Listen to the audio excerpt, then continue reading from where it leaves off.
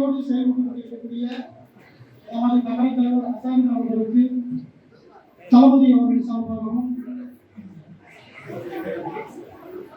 எனது வழிகாட்டி கழகத்தின் ஆசான் பொதுச் செயலாளர் ஆனந்தன் அவர்களுடைய வாழ்த்துக்களோடு தம்பி அசார் அவர்களுக்கும் அவர்களுடன்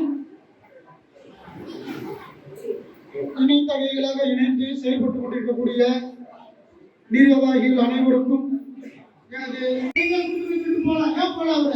நம்ம நம்பி வந்திருக்காங்க. நம்ம பார்க்கணும் பள்ளிக்கு மாணவர்களை நம்ம தான் பார்க்கணும். உட்கார்ந்து காலையிலிருந்து நைட்டு 7 மணி வரைக்கும் காலையிலிருந்து நைட்டு 7 மணிக்கு இருந்து எல்லாத்தையும் தனித்தனியா பார்த்து அவர் மெய்யான சார்பை பற்றி கூட்டத்தை கூட்டுற ஒரே தலைவர் நம்ம தலைவர் மட்டும்தான்.